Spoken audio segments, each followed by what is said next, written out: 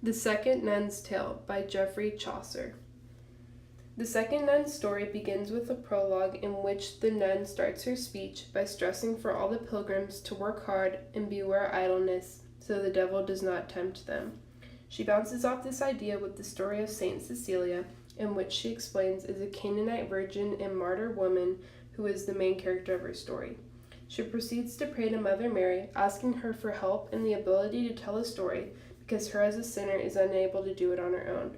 The prologue dives deeper into what Cecilia, the main character's name, means, and it means lily in heaven, which gives a sign as to what the hidden meaning of the nun's main character is.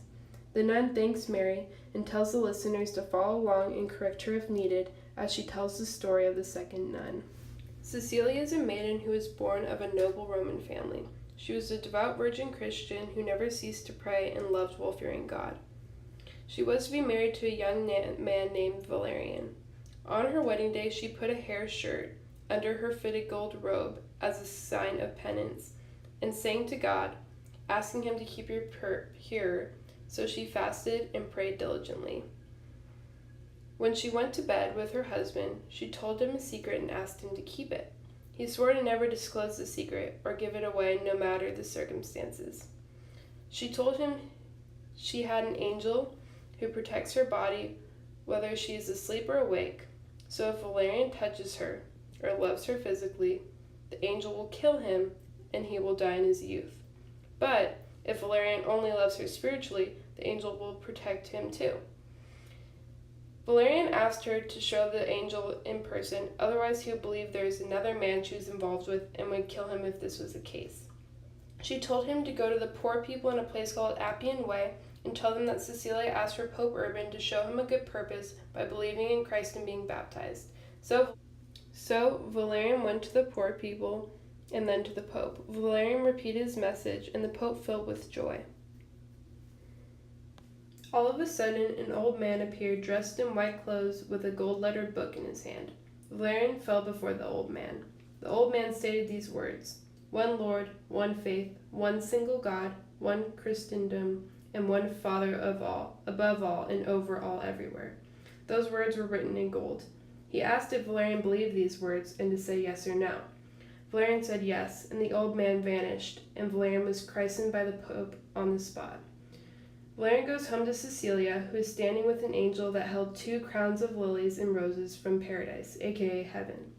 The angel told them to honor their bodies with purity, and if they did this, the crowns would not wither or die, and only those who were pure and chaste could see them.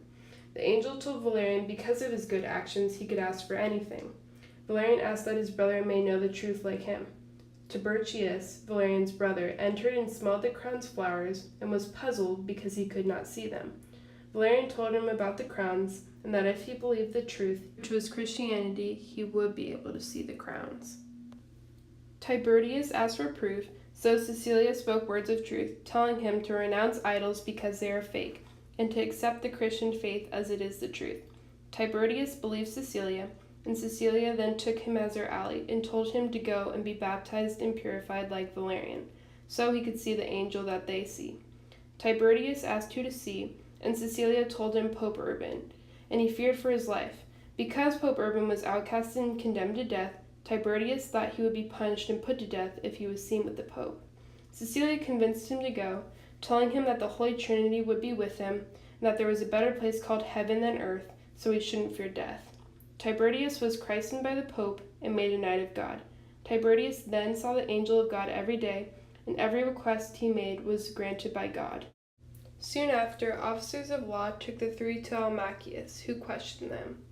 Once he learned of their religious stance, he demanded the 3 go to a temple of the Roman gods and worship and sacrifice to them. Otherwise, their heads would be cut off.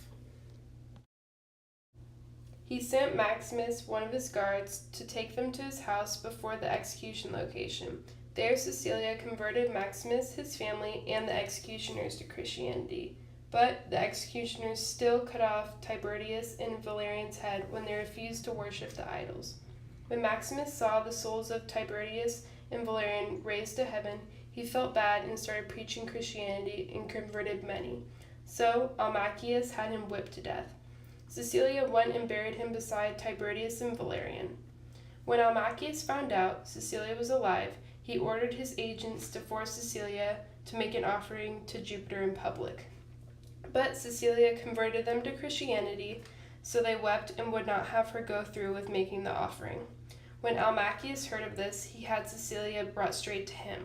He questioned her beliefs, and she held her ground, even though he threatened her, stating her life was in his hands. She stated that he was foolish for believing in lies, and that he knew Christians were innocent and knew the truth, so he would kill them.